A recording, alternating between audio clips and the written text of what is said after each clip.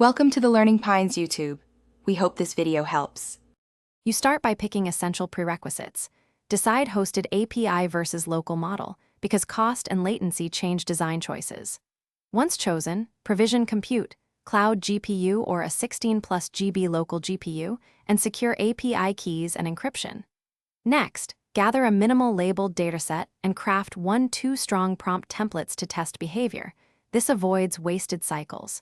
Make sure to containerize your environment now, so dependencies stay fixed as you iterate, and then run one quick inference to confirm the pipeline works.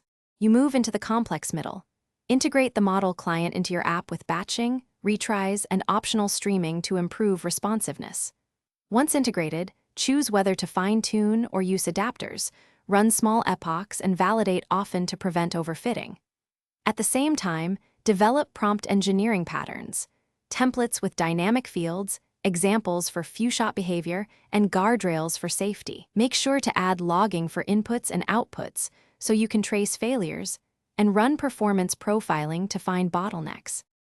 You finalize by packaging the app into containers, configuring auto-scaling and health checks, and deploying to production with a controlled rollout. Once live, instrument monitoring for latency, error rates, and model quality. Tie user feedback into retraining cycles. Make sure to secure keys and set rate limits to avoid abuse. If problems occur, roll back to a stable checkpoint, reproduce the issue locally with the same prompts and data, and inspect logs. This single troubleshooting step often reveals misconfigurations or prompt regressions. Thanks for watching. Consider subscribing if we helped you.